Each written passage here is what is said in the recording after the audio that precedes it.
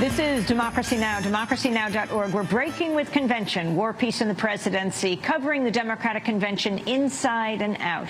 I'm Amy Goodman. Former President Bill Clinton returned to the spotlight Wednesday, giving a 50-minute address endorsing President Obama while attacking Republican Mitt Romney. Clinton said Obama should not be blamed for the poor economy inherited in 2009. He also praised Obama for working with Republicans over the past 4 years. One of the main reasons we ought to re-elect President Obama is that he is still committed to constructive cooperation. Look at his record. Look at his record. Look at his record. He appointed Republican secretaries of defense, the Army, and transportation. He appointed a vice president who ran against him in 2008. And he trusted that vice president to oversee the successful end of the war in Iraq and the implementation of the Recovery Act. And Joe Biden did a great job with both.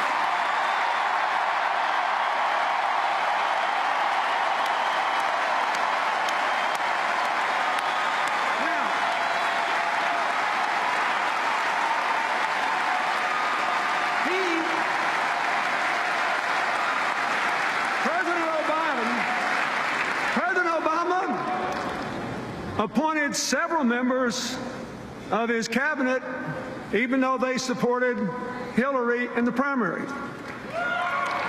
Heck, he even appointed Hillary.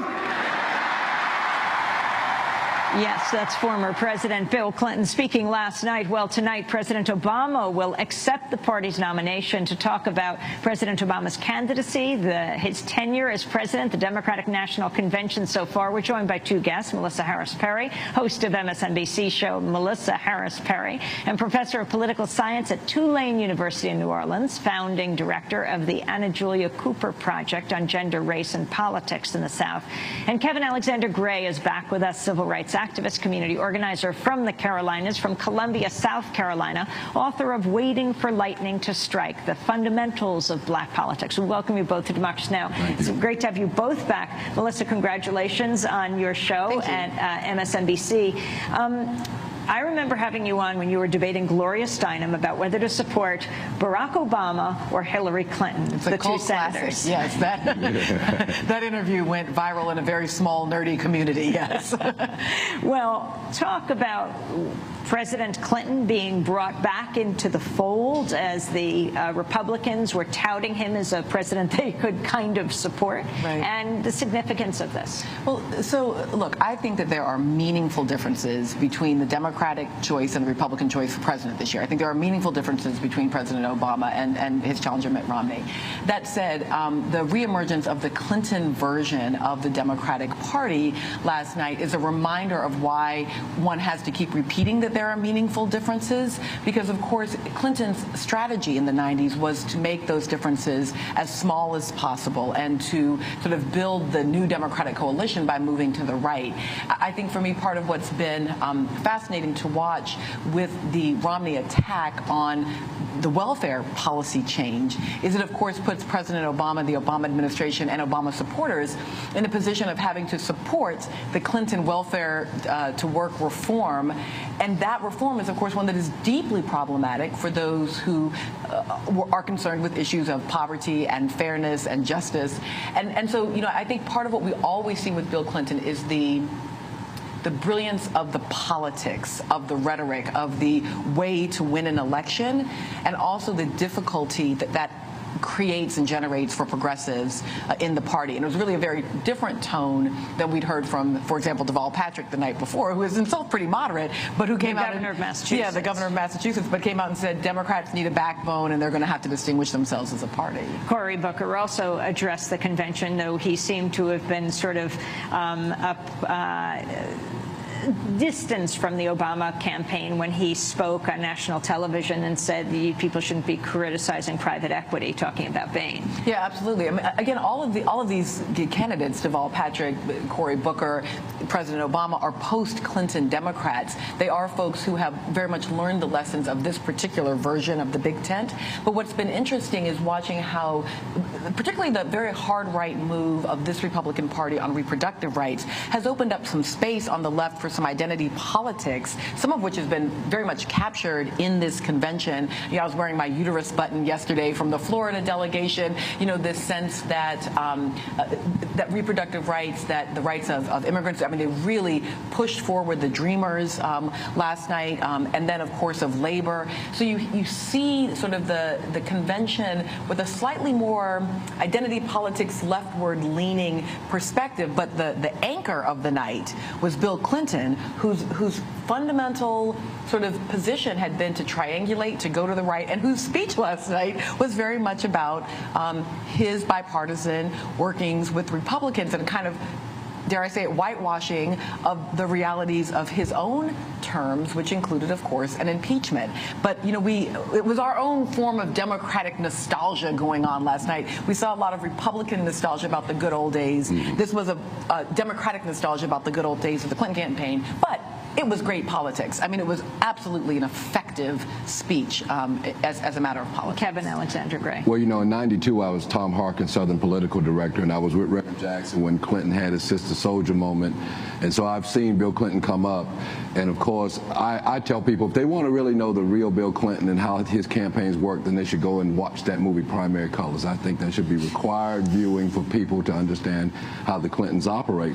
But this idea of going back to the Reagan era, or the Reagan administration, and the fact that we are still in the Reagan era, and the fact that both parties seem to pivot on Ronald Reagan. One of the lines of the night from Clinton was, well, there they go again, which was a famous retort to Jimmy Carter, who you'll see in passing in the Democratic Party. They recognize that he's a Democrat, but they don't really want to claim him. So all this going back to the Reagan administration and trying to talk about bipartisanship and reaching out to those so-called Reagan Democrats, you would think that they were all dead by now.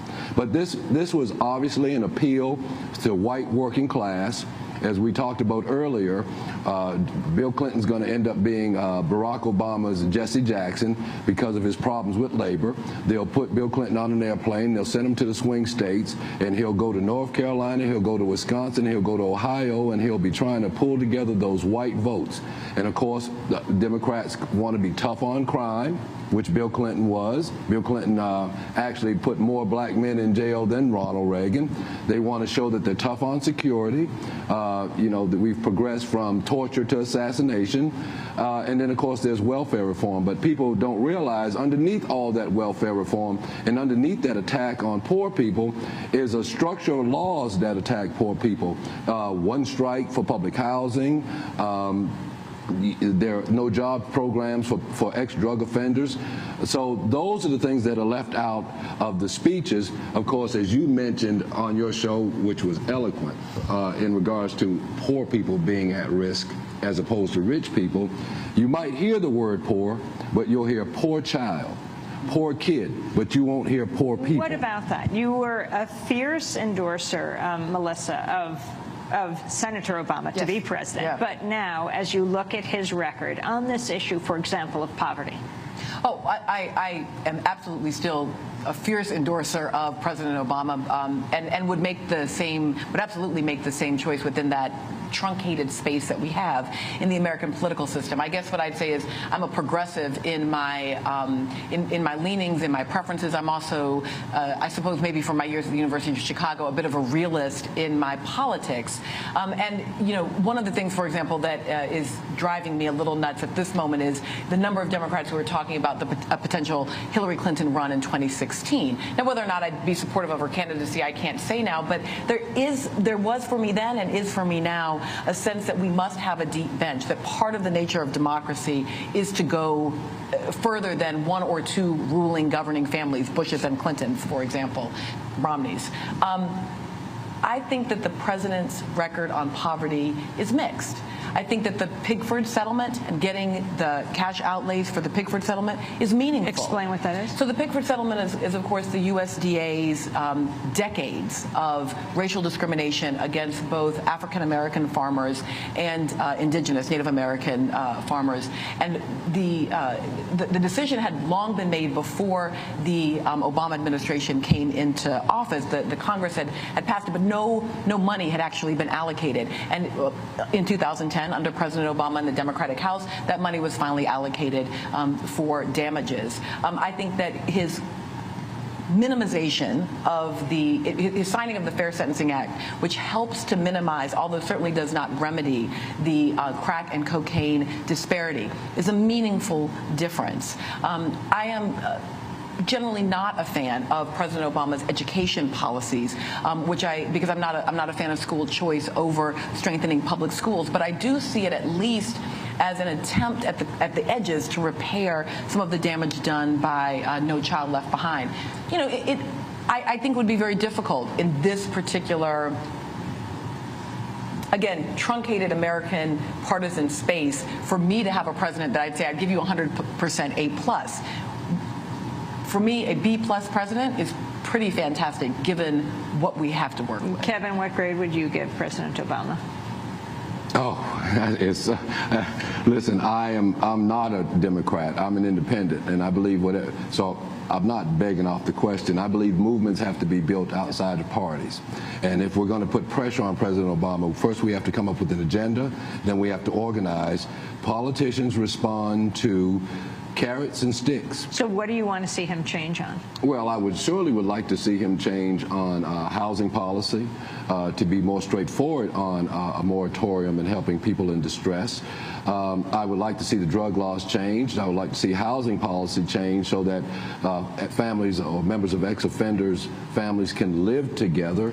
I would like to see jobs programs. I came into government with Governor Dick Riley, who became Clinton's education secretary, and I was a CETA director for youth programs in South Carolina. And those kinds of programs work if you're trying to talk about. Has President Obama been to South Carolina? President Obama hasn't been to South Carolina since he won the South Carolina primary, which put him where he is today.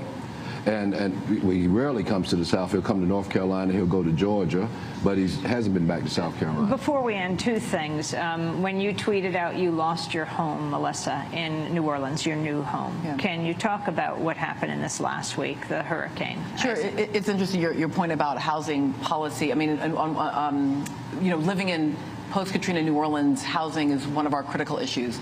We live in the 7th Ward. It's a poor neighborhood, one that was pretty heavily damaged by the storm.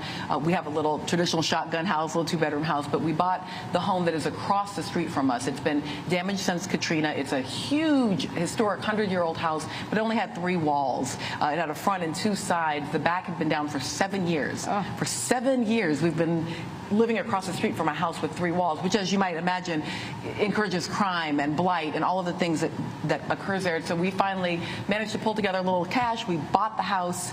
3 weeks after we closed on the house, Hurricane Isaac came through, picked up a pecan tree in the yard and threw it on our 3-walled house, and the house has mostly collapsed, including collapsing on a power line and taking out our neighbor's power for about a week. We are going to rebuild because that's what people in New Orleans do. What I will say is that what made that 3-wall house possible, the idea that stood for 7 years, has everything to do with housing policy, and housing policy that goes back into the Bush administration, housing policy that is both local and state, the ideas of sort of what counts as a community. And although we had some resources to address it, there were, you know, that should not exist in communities. I wish we had more time, but I have to ask you about the Mormon part of your family, given who's running for president this year. Yeah, my mother is a white woman who grew up Mormon in Spokane, Washington, graduated from Brigham Young University in 1964. I am fascinated by the fact that we have a Mormon Do you consider yourself Mormon? No, I was never raised Mormon. My mother was cast into outer darkness in the 1970s because she was a single parent of a black child before we had paid off the sins of Ham. So yeah, no, I was never raised Mormon, but I have many beloved members of my family who were Mormon, and I'm fascinated by the ways in which Romney does not talk about his LDS heritage and the reasons that he chooses not to talk about it. Finally, where would you say you agree on the record of President Obama? I don't know if we can agree on the record of President Obama. Will you be voting for him, Kevin? I would not tell you who I'm going to vote for on TV. Yeah, but I do think that there are meaningful differences between these two candidates. Yeah, I agree on that. Yeah, I think there are meaningful differences between these two candidates. I want to thank you both for being with us, Melissa Harris Perry and Kevin Alexander Gray. That does it for the show. Melissa Harris Perry's new show on MSNBC is called Melissa Harris Perry, and she's a professor of political science at Tulane University in New Orleans. That does it for the show. Democracy